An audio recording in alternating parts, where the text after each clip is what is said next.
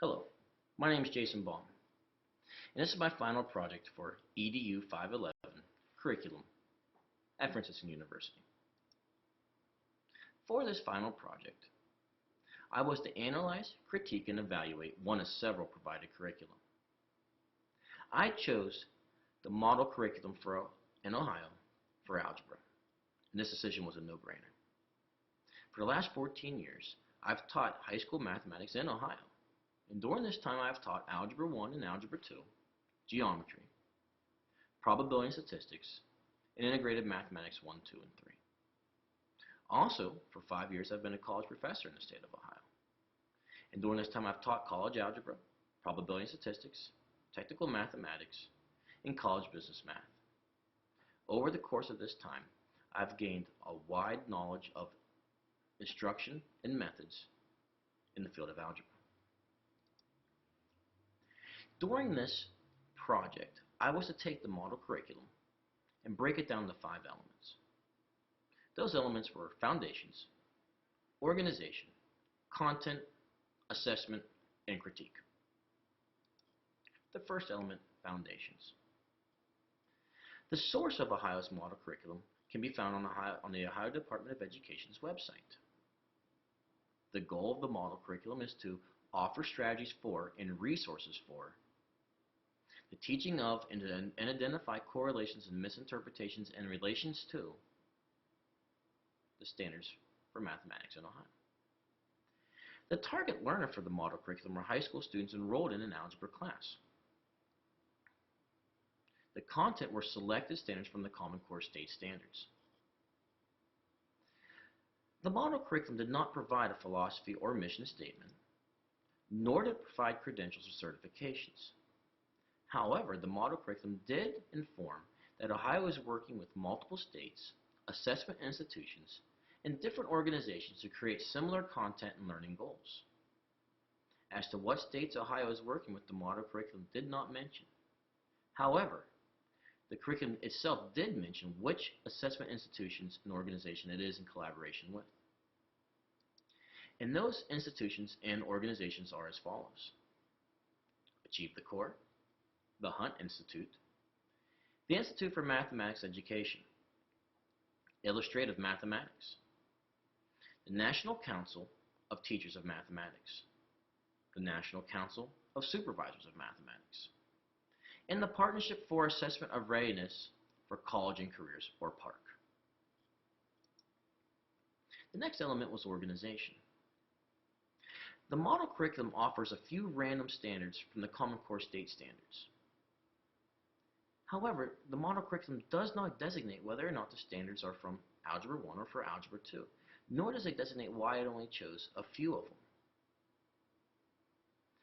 The presentation of each standard followed the same format with very little variation.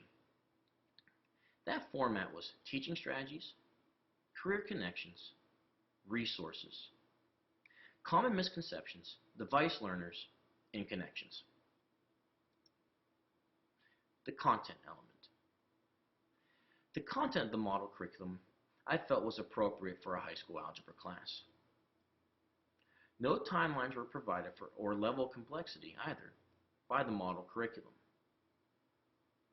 It didn't offer career connections to every standard, and every teacher has been asked that question: why do we have to learn this, and when are we going to use this in life? And I find it essential to answer those questions. I don't always have an answer, and I have to be honest with my students. I do look for an answer. Having that resource would have been helpful, but it can still be accommodated through other means. And also, the model curriculum does provide strategies for teaching the standard.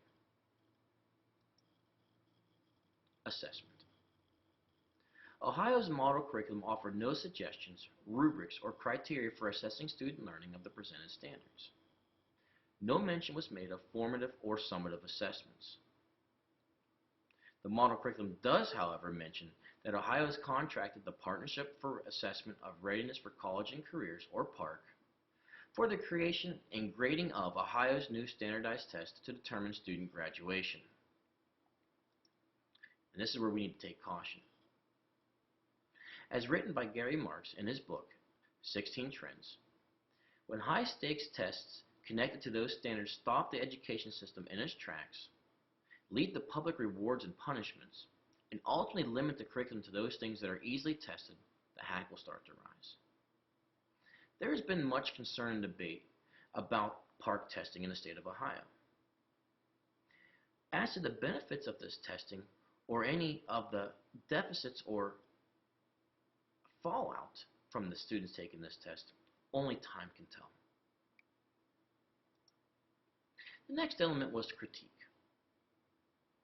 I felt that the standards were understandable to mathematicians.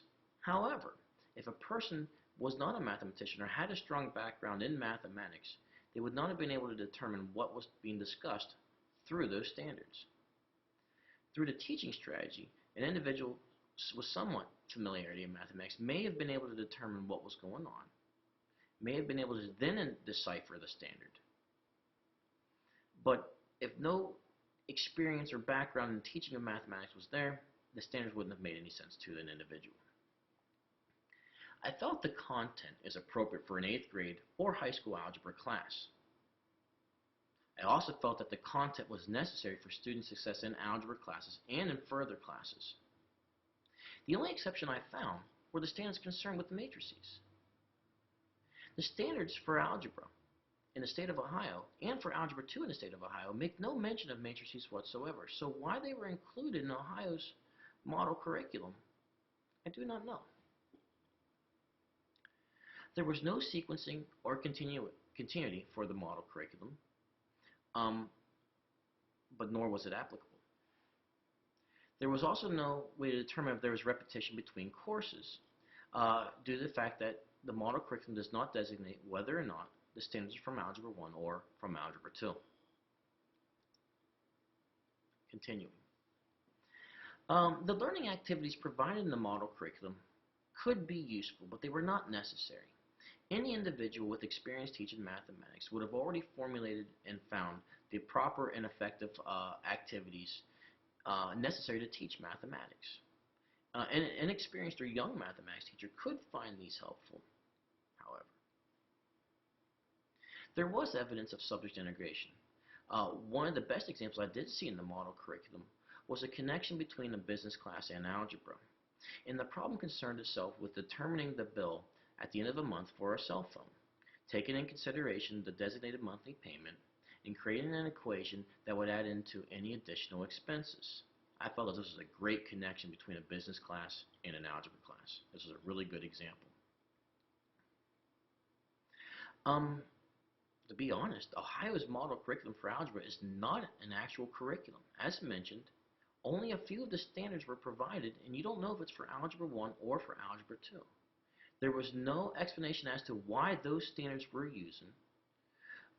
There was no explanation as to why other standards were not used, and there was no explanation provided as to why there was no distinguishing between Algebra 1 or Algebra 2. My final opinion about Ohio's model curriculum. I do not feel that Ohio's model curriculum for algebra is necessary. I feel that veteran mathematics teachers will not require the use of the model curriculum. They will have the knowledge and skills necessary. I also felt that young or inexperienced math teachers would be better off consulting or collaborating with one of their colleagues, or to even use a textbook. David Armstrong says it best in his book, Curriculum Today. The thinking you and your colleagues do as you reflect on and transform these ideas into meaningful learning experiences for your students, can convert hope to reality. Over the course of my career, I've had many conversations and collaborations with mentors and colleagues, and the knowledge, the information, the processes, the steps, the approaches, the methods that I gained from this time has been crucial to the successes I've had in my classroom. I actually looked at the model curriculum when I was restructuring my curricula to accommodate the Common Core State Standards. And during that time, when I looked at the model curriculum, I did not find it useful at all. I didn't even use it. I didn't even refer to it. And lastly, the model curriculum plays in the part, which we mentioned earlier, is a concern by students, teachers, parents, and the community in general. In conclusion, I do not recommend Ohio's model curriculum for algebra. I did not find it helpful or necessary for any mathematics teacher, and I felt that resources could have been better used in other areas.